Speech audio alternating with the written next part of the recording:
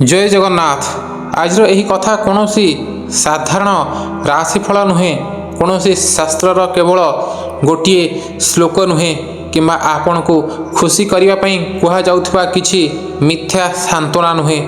यह हेउछि आपणक भितरर वर्ष वर्ष धरी जमा होई रहितिबा सेही अप्रकाशित अश्रु, सेही नीरव चित्कार एवं सेही असह्य मानसिक जंत्रणार एक गभीर कहानी, जहाकू आपण आज पर्यंत एही निष्ठुर दुनिया आगरे लुचाई रखिछंती। मीन राशि मोर प्रिय आपणार भाई और भौणी माने आज किछि समय पई आपणकर समस्त व्यस्तता, समस्त चिंता और दैनंदिन कार्यरू निवृत्त हुंतु। गोटे निश्चल स्थान में बसी निजर दुई आखि बुझी गभीर निश्वासटीए नियंतु। आपण हृदय में सही सबुठारु गभीर कोण को टिके छुई देखंतु, जेउठी केवल कष्ट, अपमान, आघात एवं एकाकीपणर एक शून्यता भरी रही। आपण हुएत दुनिया आगरे हसुछंती, परिवार आगरे निजको मजबूत देखाउछंती, अन्य मानक आखिरे लुह पोछिबाकू चेष्टा करुछंती, किंतु आपणक भितरे थिबा सेही गभीर रक्त रंजित क्षत को केवल जगतर नाथ देवादिदेव महादेव भोलानाथ ही देखि पारुछंती। मीन राशिर जातक माने प्रकृत रे एही दुनिया पई अति कोमल, अति पवित्र और भावुक होइथांती। आपणकर सबुठारु बड़ दुर्बलता बा अपराध कौन जानती? आपण समस्त को अति सहजरे निजर भावी नियंती। आपण काहारी सालिस देखिपारती नहीं, काहारी दुख देखिले निज स्वार्थ को बलि पकाई ताकू साहाय्य करने को डेई पड़ती। काहारी आखिरे टोपाए लुह देखिले आपणक हृदय बिलपी उठे, आउ आपण निजे कांदी पकाती।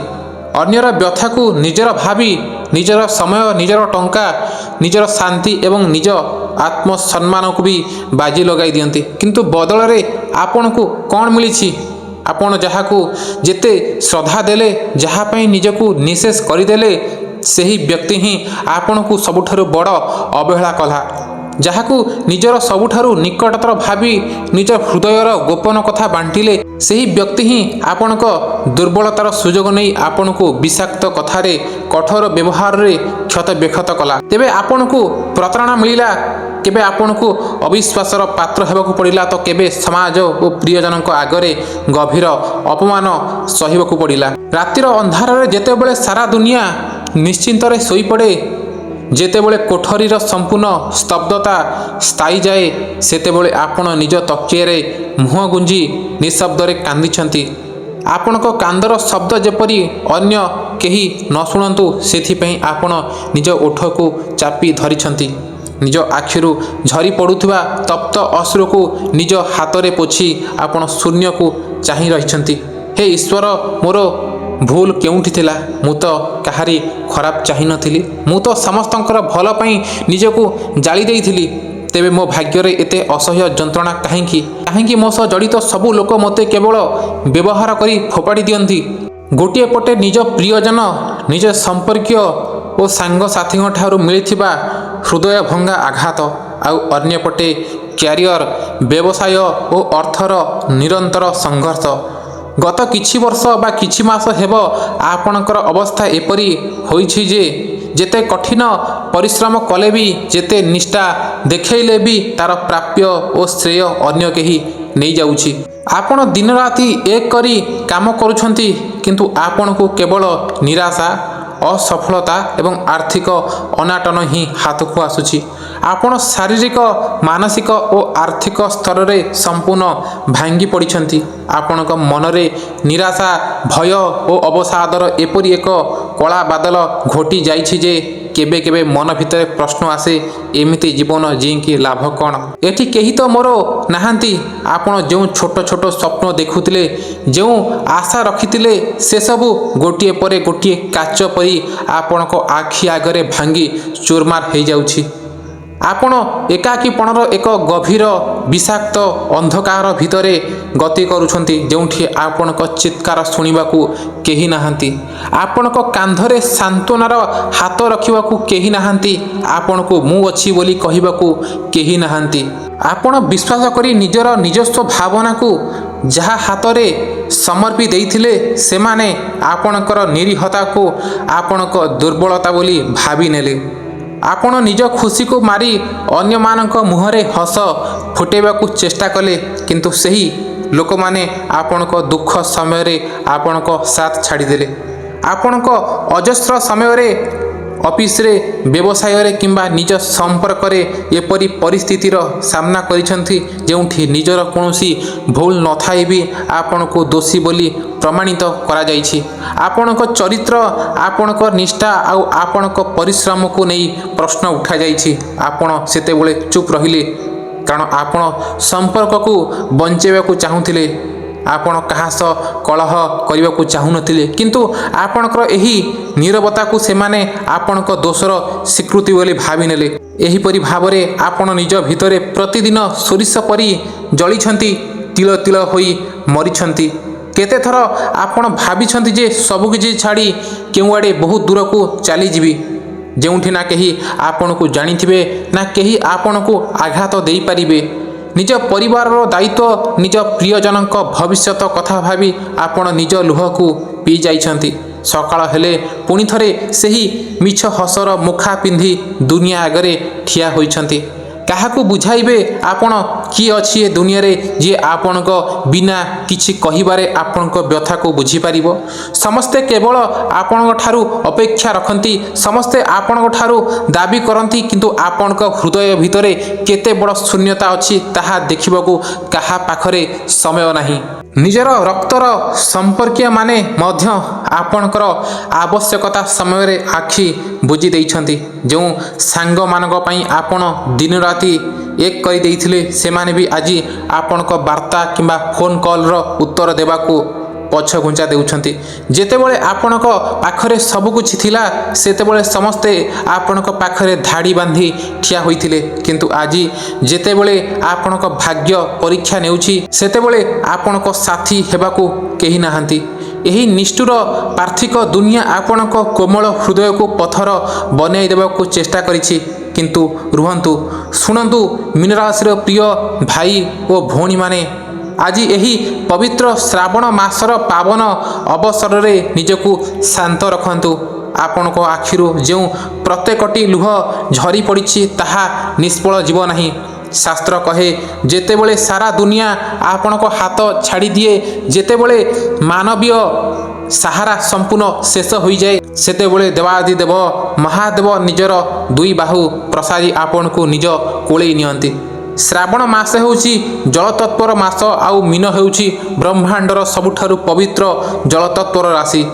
ଏହି ପବିତ୍ର ମାସରେ ସାକ୍ଷାତ ମହାଦେବ ଶିବ ଆପଣଙ୍କ ପ୍ରତ୍ୟେକଟି ଲୁହର, ପ୍ରତ୍ୟେକଟି ଆଘାତର ଏବଂ ପ୍ରତ୍ୟେକଟି ଅପମାନର ହିସାବ ନେବାକୁ ଯାଉଛନ୍ତି। ଯେଉଁ ଆଖିରୁ ବର୍ଷ ବର୍ଷ ଧରି କେବଳ ଦୁଃଖ, ଯନ୍ତ୍ରଣା ଓ ହତାଶର ଲୁହ ବୋହିଥିଲା, ସେହି ଆଖିରେ ଏବେ ଶାନ୍ତି, ଖୁସି ଓ ପୂର୍ଣ୍ଣତାର ଆଶ୍ୱାସନା ଆସିବ। ଆପଣ ଯେଉଁ ନୀରବ ଯନ୍ତ୍ରଣା ସହିଛନ୍ତି, ତାର ଶେଷ ପର୍ଯ୍ୟାୟ ଏବେ ଆସିଯାଇଛି। ପ୍ରଭୁ ଭୋଳାନାଥ ଆପଣଙ୍କ ହୃଦୟର ସ୍ପନ୍ଦନକୁ ଶୁଣିସାରିଛନ୍ତି। ସେ ଆପଣଙ୍କୁ କହୁଛନ୍ତି, ହେ ମୀନରାଶିର ମୋର ପ୍ରିୟ ସନ୍ତାନ, ତୁମେ ଆଉ ଭାଙ୍ଗି ପଡ଼ ନାହିଁ। ତୁମ ସହିତ ସାରା ଦୁନିଆ ନଥିଲେ ବି ମୁଁ ତୁମ ସହିତ ଅଛି। ଜାଣିଛନ୍ତି, ମହାଦେବ ସ୍ୱୟଂ ବିଷ ପାଇ, ସେ ନୀଳକଣ୍ଠ, ସେ ଆପଣଙ୍କ ଭିତରେ ସବୁ ଯନ୍ତ୍ରଣା, ସବୁ ବିଷକୁ ନିଜ ଭିତରକୁ ଟାଣି ନେବେ। ଯେଉଁ ଆଘାତ ଆପଣଙ୍କୁ ଭିତରୁ ଭାଙ୍ଗି ଦେଇଥିଲା, ସେହି ଆଘାତ ହିଁ ଆପଣଙ୍କୁ ଶିବଙ୍କ ସହ ଯୋଡ଼ିବାର ମାଧ୍ୟମ ପାଲଟିବ। ଆପଣ ଭାବୁଛନ୍ତି ଆପଣ ହାରିଯାଇଛନ୍ତି, ନା, ଆପଣ ହାରିନାହାନ୍ତି। ଆପଣଙ୍କୁ ମହାଦେବ ନିଜ ଶରଣକୁ ନେବା ପାଇଁ ଏହି ସମସ୍ତ ସାଂସାରିକ ବନ୍ଧନରୁ ମୁକ୍ତ କରୁଥିଲେ। ଏହି ଶ୍ରାବଣ ମାସରୁ ଆପଣଙ୍କ ଜୀବନରେ ଏକ ଆଲୌକିକ, ଆଧ୍ୟାତ୍ମିକ ଓ ଭାଗ୍ୟ ବଦଳାକାରୀ ସୂର୍ଯ୍ୟୋଦୟ ହେବାକୁ ଯାଉଛି। ଆପଣଙ୍କ କ୍ୟାରିୟର ଓ କର୍ମକ୍ଷେତ୍ରରେ ଯେଉଁ ଅନ୍ଧକାର, ପ୍ରତିବନ୍ଧକ ଓ ନିରାଶା ଛାଇ ରହିଥିଲା, ତାହା ମହାଦେବଙ୍କ ତ୍ରିଶୂଳର ଆଘାତରେ ଛତ୍ରଭଙ୍ଗ ହେବ। ଆପଣଙ୍କ କଠିନ ପରିଶ୍ରମର ପୂର୍ଣ୍ଣ ଓ ସୁନ୍ଦର ଫଳ ଆପଣଙ୍କୁ ମିଳିବାକୁ ଯାଉଛି। ଯେଉଁମାନେ ଆପଣଙ୍କୁ ନିଚ୍ଛକ ଅପମାନିତ କରିଥିଲେ, ଯେଉଁମାନେ ଆପଣଙ୍କ ଦୁର୍ବଳତାର ହସ ଉଡ଼ାଇ ଆପଣଙ୍କୁ ଏକାକୀ ଛାଡ଼ି ଚାଲି ଯାଇଥିଲେ, ସେମାନେ ଆପଣଙ୍କ ସଫଳତା, ପ୍ରତିଷ୍ଠା ଓ ଶାନ୍ତି ଦେଖି ନିଜ ଭୁଲ ପାଇଁ ଅନୁତାପ କରିବେ। ସେମାନେ ବୁଝିବେ ଯେ ଯାହାକୁ ସେମାନେ ଦୁର୍ବଳ ଭାବୁଥିଲେ ତାହାର ସୁରକ୍ଷାକର୍ତ୍ତା ସ୍ୱୟଂ ମହାକାଳ ଥିଲେ। ଆପଣଙ୍କର ଆର୍ଥିକ ଅନାଟନ, ଋଣର ବୋଝ ଏବଂ ଅପ୍ରତ୍ୟାଶିତ କ୍ଷତିର କଳା ଦିନ ଏବେ ସମାପ୍ତ ହେବାକୁ ଯାଉଛି। ଶ୍ରାବଣ ମାସରେ ଆପଣଙ୍କ ଉପରେ ଶିବଙ୍କର ସାକ୍ଷାତ କୃପା ବର୍ଷିବ, ଯାହା ଆପଣଙ୍କର ଅଟକି ରହିଥିବା ଧନକୁ ଫେରାଇ ଆଣିବ ଏବଂ ରୋଜଗାରର ନୂଆ ନୂଆ ସାଧନ ଖୋଲିଦେବ। ଘରେ ଦୀର୍ଘ ଦିନରୁ ଲାଗି ରହିଥିବା କଳହ, ଅଶାନ୍ତି, ସନ୍ଦେହ ଏବଂ ନକାରାତ୍ମକ ଶକ୍ତି ଦୂର ହୋଇ ପରିବାରରେ ପୁନର୍ବାର ହସ, ଖୁସି ଓ ଆତ୍ମୀୟତା ଫେରି ଆସିବ। ସମ୍ପର୍କ କ୍ଷେତ୍ରରେ ମଧ୍ୟ ଏକ ବଡ଼ ଦିବ୍ୟ ପରିବର୍ତ୍ତନ ଦେଖିବାକୁ ମିଳିବ। ଯେଉଁମାନେ ଆପଣଙ୍କ ଭଲ ପାଇବାକୁ ବୁଝିପାରୁନଥିଲେ ସେମାନଙ୍କ ଆଖିରୁ ଅଜ୍ଞାନତାର ପରଦା ହଟିବ। ଯେଉଁ ପ୍ରିୟଜନମାନେ ଆପଣଙ୍କ ଠାରୁ ଦୂରେଇ ଯାଉଥିଲେ ସେମାନେ ଆପଣଙ୍କର ସଚ୍ଚୋଟତାକୁ ହୃଦୟଙ୍ଗମ କରିବେ। ସ୍ୱାମୀ ସ୍ତ୍ରୀଙ୍କ ମଧ୍ୟରେ ଥିବା ପ୍ରାଚୀର ଭାଙ୍ଗିଯିବ ଏବଂ ଶ୍ରାବଣର ସୁଶୀତଳ ବର୍ଷାରେ ଆପଣଙ୍କ ସମ୍ପର୍କ ପୁଣି ଥରେ ସଜୀବ ହୋଇଉଠିବ। ଯେଉଁମାନେ ଏପର୍ଯ୍ୟନ୍ତ ନିଜର ସପୋର୍ଟ ସିଷ୍ଟମ ଖୋଜୁଥିଲେ ସେମାନଙ୍କୁ କୌଣସି ବିଶ୍ୱସ୍ତ ସାଥୀଙ୍କ ଆଗମନ ସହ ମାନସିକ ସମ୍ବଳ ମିଳିବ। ଆପଣଙ୍କ ସନ୍ତାନମାନଙ୍କ ଭବିଷ୍ୟତକୁ ନେଇ ଯେଉଁ ଚିନ୍ତା ଆପଣଙ୍କୁ ରାତିସାରା ଶୋଇବାକୁ ଦେଉନଥିଲା ସେହି ଚିନ୍ତାର ଅନ୍ତ ଘଟିବ। ମହାଦେବଙ୍କ ଦିବ୍ୟ ଆଶୀର୍ବାଦ ଆପଣଙ୍କ ସନ୍ତାନମାନଙ୍କ ଉପରେ ରହିବ। ସେମାନେ ସଫଳତାର ପଥରେ ଆଗେଇ ଚାଲିବେ, ଯାହା ଆପଣଙ୍କୁ ଏକ ଅପୂର୍ବ ଆଶ୍ୱାସନା ଓ ଗର୍ବ ପ୍ରଦାନ କରିବ। ଯେଉଁ ରୋଗ, ଯେଉଁ ଶାରୀରିକ କଷ୍ଟ ଆପଣଙ୍କୁ ବହୁ ଦିନରୁ ପୀଡ଼ିତ କରୁଥିଲା, ଶ୍ରାବଣ ମାସର ପବିତ୍ର ଶିବ ଜଳାଭିଷେକ ଆପଣ ସେହି ଶାରୀରିକ ବ୍ୟାଧାକୁ ହରଣ କରିବେ। ଭୋଳାନାଥ ହେଉଛନ୍ତି ବୈଦ୍ୟନାଥ, ସେ ଆପଣଙ୍କର ସମସ୍ତ ଶାରୀରିକ ଓ ମାନସିକ ପୀଡ଼ାକୁ ନାଶ କରିବେ। ଆପଣଙ୍କର ସବୁଠାରୁ ବଡ଼ ଦୁଃଖ ସେହି ମାନସିକ ଅଶାନ୍ତି, ମାନସିକ ବ୍ୟଥା ଓ ଅସହ୍ୟ ଏକାକୀପଣ, ତାହା ଏହି ଶ୍ରାବଣ ମାସରେ ସମ୍ପୂର୍ଣ୍ଣ ଶାନ୍ତ ହେବାକୁ ଲାଗିବ। ଶିବଙ୍କ ଚେତନାରେ ନିଜକୁ ହରାଇ ଦିଅନ୍ତୁ। ସେହି କରୁଣାମୟ ଶିବଙ୍କ କୃପାରୁ ଆପଣଙ୍କ ମନକୁ ଏପରି ଏକ ଗଭୀର ଦିବ୍ୟ ଆଧ୍ୟାତ୍ମିକ ଶାନ୍ତି ମିଳିବ, ଯାହା ଆପଣ ଗତ କେତେ ବର୍ଷ ହେବ ଅନୁଭବ କରିନଥିବେ। ଆପଣ ନିଜକୁ ଆଉ ଏକାକୀ, ଶୂନ୍ୟ କି ଅସହାୟ ଭାବିବେ ନାହିଁ। ଭୋଳାନାଥଙ୍କ ଆଲୌକିକ ସାନ୍ନିଧ୍ୟ ଆପଣଙ୍କୁ ଅଦୃଶ୍ୟ ସାହସ, ଆତ୍ମବିଶ୍ୱାସ ଓ ମାନସିକ ଶାନ୍ତି ପ୍ରଦାନ କରିବ। ନିଜ ଶରୀର ଓ ମନକୁ ସମ୍ପୂର୍ଣ୍ଣ ସାତ୍ୱିକ କରନ୍ତୁ। ପ୍ରତିଦିନ ସକାଳେ ଶୁଦ୍ଧ ଭାବେ ବସି ଓମ୍ ନମଃ ଶିବାୟ ମନ୍ତ୍ରର ଜପ କରନ୍ତୁ।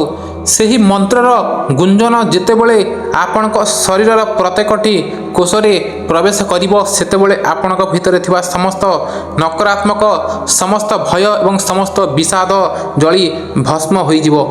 ଆପଣଙ୍କୁ ଏପରି ଲାଗିବ ଯେପରି ସାକ୍ଷାତ ଶିବ ଆପଣଙ୍କର ହାତ ଧରି ଆପଣଙ୍କୁ ସେହି ଅନ୍ଧକାର ଗର୍ତ୍ତରୁ ଉପରକୁ ଟାଣି ଆଣୁଛନ୍ତି। ଶ୍ରାବଣ ସୋମବାର ଦିନ ଯେତେବେଳେ ଆପଣ ମନ୍ଦିର ଯିବେ, ନିଜ ସାଙ୍ଗରେ କେବଳ ପାଣି କି କ୍ଷୀର ନୁହେଁ, ନିଜର ସମସ୍ତ ଅଶ୍ରୁ, ନିଜର ସମସ୍ତ ଭଙ୍ଗା ସ୍ୱପ୍ନକୁ ନେଇଯାଆନ୍ତୁ। ଶିବଲିଙ୍ଗକୁ ଛୁଇଁ ନିଜ ମାଥା ରଖନ୍ତୁ, କାନ୍ଦନ୍ତୁ, ଯେତେ ପାରୁଛନ୍ତି କାନ୍ଦନ୍ତୁ। ସେହି ଶିବଲିଙ୍ଗ ଆଗରେ ଆପଣଙ୍କ ଲୁହ ଝରିବା ମାନେ ଆପଣଙ୍କ ସବୁ ପାପ, ସବୁ କଷ୍ଟ ସମ୍ପୂର୍ଣ୍ଣ ଧୋଇଯିବା। ଶିବଙ୍କ ଆଗରେ କାନ୍ଦିଥିବା ମଣିଷ ଦୁନିଆ ଆଗରେ କେବେ ମୁଣ୍ଡ ନୁଆଇ ନଥାଏ।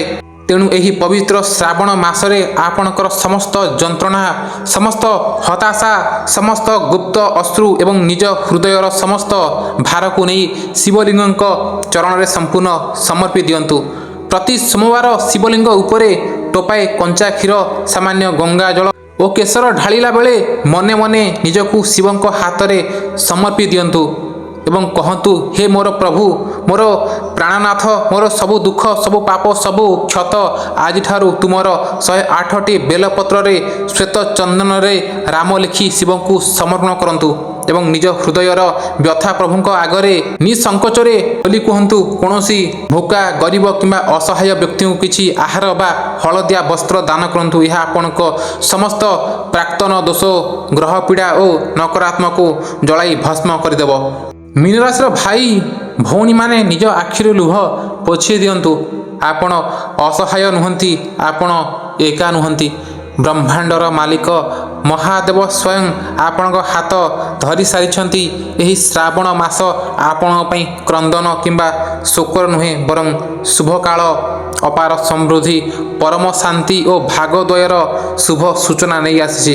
ଆପଣ ନିଜ ଭିତରେ ବିଶ୍ୱାସ ରଖନ୍ତୁ, ଯାହାର ରକ୍ଷକ ସ୍ୱୟଂ କାଳଙ୍କ କାଳ, ମହାକାଳ, ତାର ବିନାଶ ଦୁନିଆର କୌଣସି ଶକ୍ତି କରିପାରିବ ନାହିଁ। ଏହି ସତ୍ୟ ଓ ଭାବପୂର୍ଣ୍ଣ ସନ୍ଦେଶ ଯଦି ଆପଣଙ୍କ ଭାବନାକୁ ଛୁଇଁଥାଏ, ଆପଣଙ୍କ ଆଖିରେ ଆଶା ଓ ଭକ୍ତିର ଲୁହ ଆସିଥାଏ, ତେବେ ମହାଦେବଙ୍କ ପ୍ରତି ନିଜର ସମ୍ପୂର୍ଣ୍ଣ ଶରଣାଗତି ପ୍ରକାଶ କରି କମେଣ୍ଟ ବକ୍ସରେ ନିଶ୍ଚୟ ଲେଖନ୍ତୁ ହର ହର ମହାଦେବ। ଆପଣଙ୍କ ଭାଗ୍ୟ ବଦଳାଇବାକୁ ଯାଉଛି। ଓମ୍ ନମଃ ଶିବାୟ।